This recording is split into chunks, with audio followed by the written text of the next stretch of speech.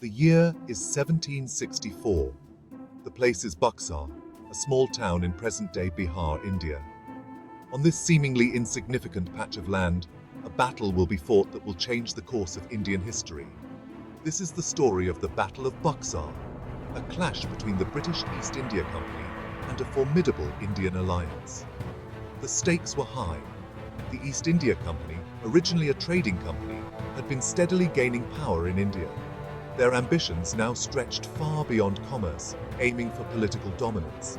Standing in their way was a coalition of Indian rulers determined to resist foreign encroachment. The Battle of Buxar was not just a clash of armies, it was a clash of ideologies. It was a struggle for the soul of a nation, a fight to determine who would control India's destiny, its own people or a foreign power. This clash would have far-reaching consequences, shaping the relationship between Britain and India for centuries to come. The road to Buxar was paved with tensions and mistrust. The East India Company's growing influence, particularly in Bengal after their victory at Plassey in 1757, alarmed many Indian rulers. They saw the company's expansionist policies as a direct threat to their sovereignty. Adding fuel to the fire were the company's economic policies. They levied heavy taxes, crippling the local economy. These actions bred resentment among the Indian populace, further fueling the flames of resistance. The immediate trigger for the battle was the company's attempt to exploit the internal conflicts of the Mughal Empire.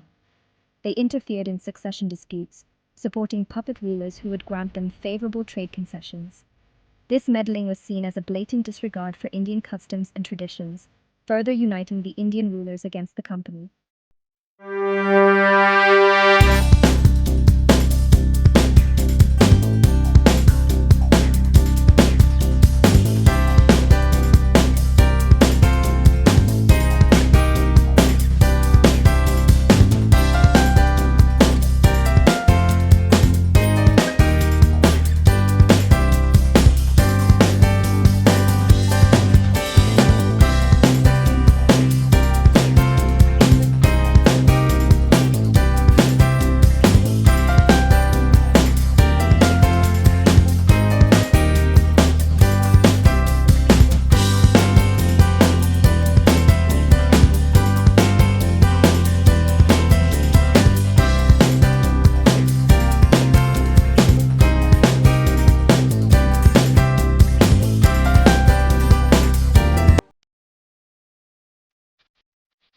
The Battle of Buxar was a resounding victory for the East India Company.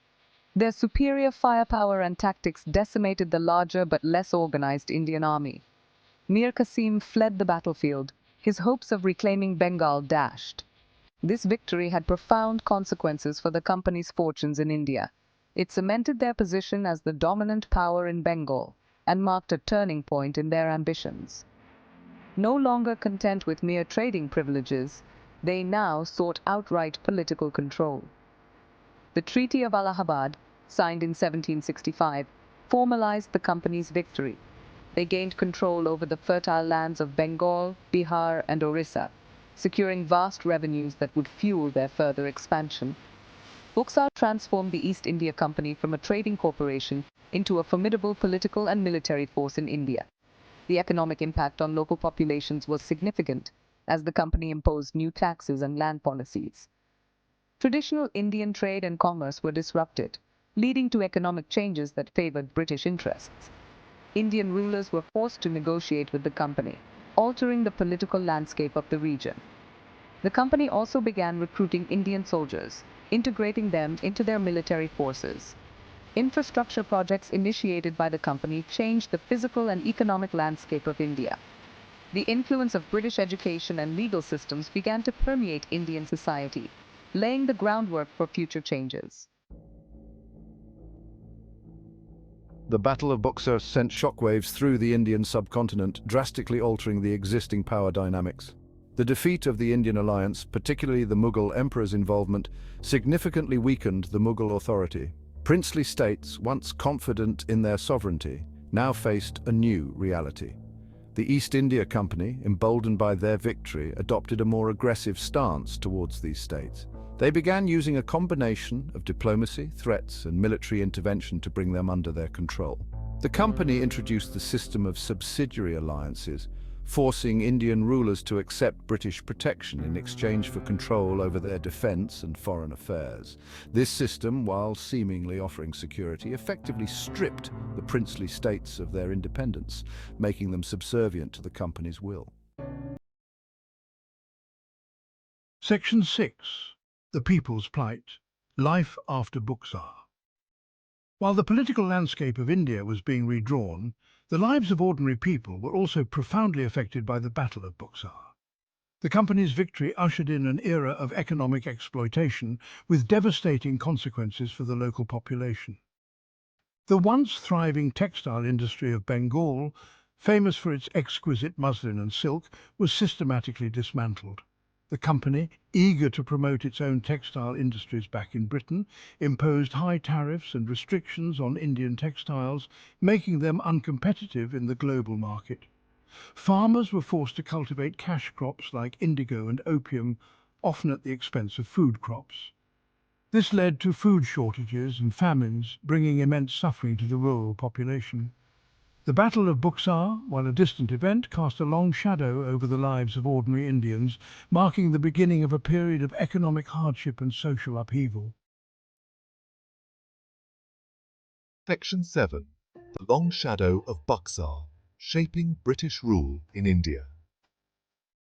The Battle of Buxar is a pivotal moment in the story of British rule in India. It laid the foundation for the East India Company's transformation from a trading company to a colonial power. The lessons learned at Buxar would shape British policies and strategies for the next century.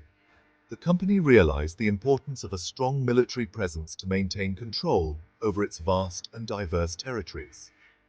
They expanded their army, recruiting heavily from the Indian population, and established a sophisticated intelligence network to monitor and suppress any potential uprisings. Furthermore, Buxar highlighted the importance of alliances and diplomacy in navigating the complex web of Indian politics. The British adopted a policy of divide and rule, exploiting existing rivalries between Indian rulers to prevent them from uniting against their common enemy. This strategy proved remarkably effective in consolidating and expanding British control over the subcontinent.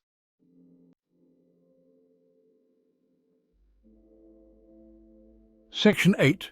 Echoes of Buxar, the Road to Indian Independence. The Battle of Buxar may seem like a distant event, but its echoes resonated throughout India's struggle for independence. It served as a stark reminder of the humiliation of foreign rule and the need to regain control of their own destiny. The economic exploitation that followed Buxar, the dismantling of traditional industries and the plight of farmers, fueled a growing sense of resentment against British rule. Indian intellectuals, writers and social reformers began to question the legitimacy of British rule, sparking a nascent nationalist consciousness. The memory of Buxar served as a rallying cry for those who dreamt of a free India. It inspired generations of Indians to fight for their rights and strive for a future where they were no longer subjects of a foreign power, but citizens of a free and independent nation. Section 9. Buxar's Legacy, a turning point in Indian history. The Battle of Buxar was more than just a military engagement. It was a watershed moment in Indian history. It marked the beginning of British dominance in India, leading to centuries of colonial rule.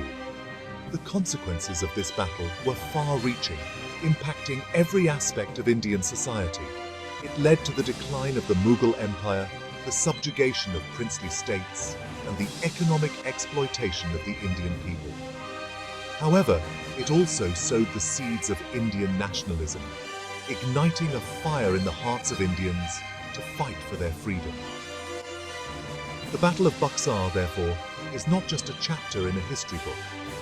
It is a story that continues to shape India's present and future. It reminds us of the importance of unity, self-reliance, and the indomitable spirit of a nation striving to forge its own destiny.